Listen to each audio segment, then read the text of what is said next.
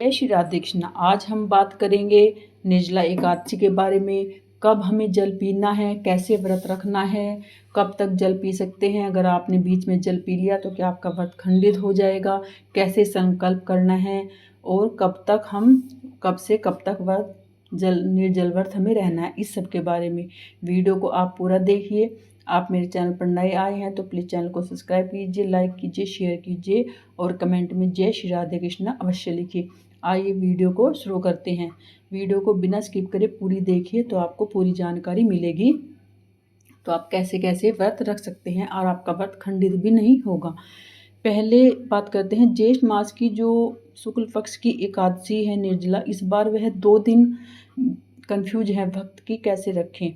6 जून में भी रखी जा रही है और 7 जून में भी एकादशी दोनों दिन है, दोनों दिन पूरी एकादशी है, कोई इसमें दो राय नहीं है। 6 जून को भी एकादशी है और 7 जून को भी एकादशी है।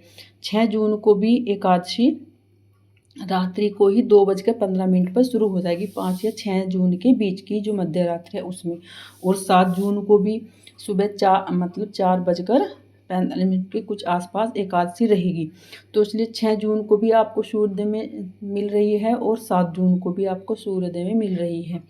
7 जून को एकादशी द्वादशी में मिल रही है, इसलिए आप लोग 7 जून की एकादशी रखें तो ज़्यादा उत्तम होगा, क्योंकि द्वादशी वाली एकादशी का हमें ज़्यादा फल मिलता है और अधिक फलदायी एकादशी होती है। वैष्णव सभी जन, गुरुजन, संत, हमारे जितने भी मंदिर है, बांके बिहारी, इस्कॉन में सब में 7 जून की ही अधिकतर एकादशी मनाई जा रही है, निर्जला एकादशी। अगर आप 6 जून को एकादशी रखेंगे तो आपको 7 जून को पारण आप सुबह नहीं कर सकते हैं, दोपहर में आपको पारण करना पड़ेगा। और अगर आप 7 जून को एकादशी का व्रत रखते हैं तो आपका व्रत 8 जून को सुबह ही पारण होगा। आइए अब बात करते हैं कि हमें एकादशी का व्रत कैसे रखना है। निर्जला एकादशी व्रत में हमें का मतलब ही है कि हमें बिना जल के ये व्रत रखना है, लेकिन इसका मतलब ये नहीं है, कुछ लोग सोचते हैं कि बिना जल के रखना है तो हम जूस, चाय वगैरह पी सकते हैं, ऐसा नहीं है। आप बिना जल के हैं तो आप कुछ भी मुख में नहीं ग्रहण कर सकते हैं, क्योंकि एक ऐसी निर्जला एकादशी व्रत है कि अगर आप पूरे साल की एकादशी नहीं मिलते हैं तो एक एकादशी रखने से आपको सभी निर्जला एकादशी का व्रत का फल मिल जाता है। और कहते हैं एक निर्जला एकादशी रखने से हमारी पिछले 7 पीढ़ियाँ और आने वाली 7 पीढ़ियों को भी मुक्ति मिल जाती है। अब प्रश्न ये है कि हम कब से कब तक जल नहीं पी सकते हैं। कोई कहता है कि ब्रह्म मुहूर्त से जल छोड़ना है, कोई कहता है कि 10वीं के से ही जल छोड़ना, लेकिन ऐसा नहीं है। हमारे शास्त्रों में वर्णित है कि हमें सूर्योदय से और अगले दिन सूर्योदय तक जल हमें नहीं ग्रहण करना चाहिए। यानी अगर आप 7 जून को व्रत रख रही हैं तो 7 जून से सुबह सूर्योदय से लेकर 8 जून के सूर्योदय तक हमें जल नहीं पीना है। अब बहुत से लोग बोलते हैं कि हम कुल्ला कर सकते हैं। जी हाँ, तो आप कुल्ला कर सकते हैं।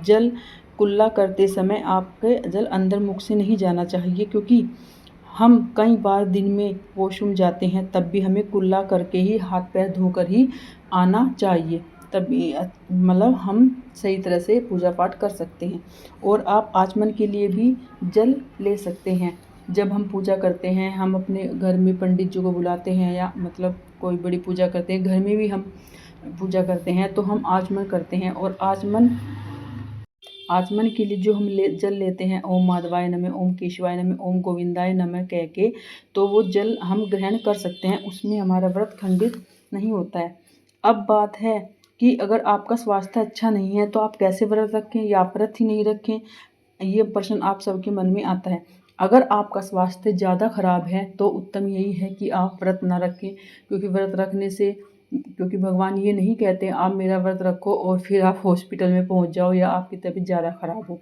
अगर आप सक्षम हो व्रत रखने में तो आप रखो, नहीं तो आप इस साल व्रत छोड़ सकते हैं। अगले साल आपका व्रत स्वास्थ्य उत्तम हो तो आप व्रत अगले साल रख सकते हैं।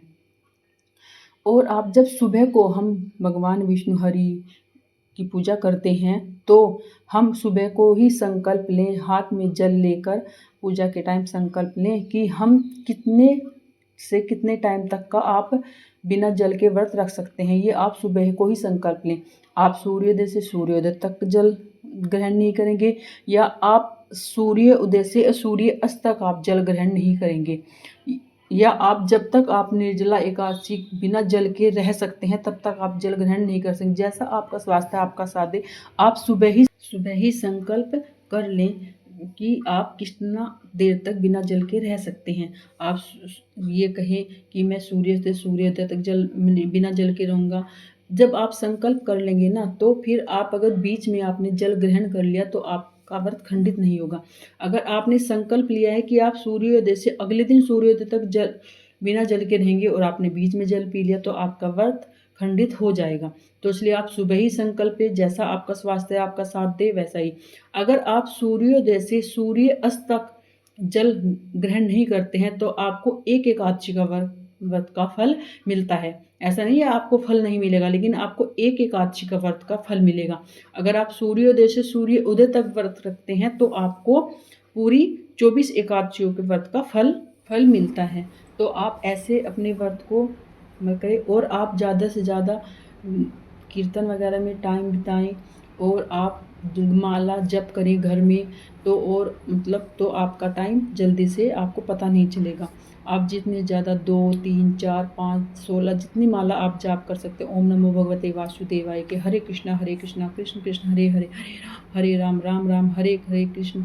आप जिसकी माला जप कर सकते हैं, और घर में आप थोड़ा ठंडा माहौल रख के आप, जिससे आपको प्यास ना लगे, क्योंकि देखो गर्मी है, ये बहुत ही कड़ी तपस्या का व्रत है। आप इस व्रत को ऐसे रख सकते हैं, और आप बिल्कुल बिना घबराए भगवान विष्णु हरि का नाम लेकर आप ये व्रत रखेंगे तो आपका व्रत ज़रूर पूरा होगा। राधे राधे फ्रेंड्स।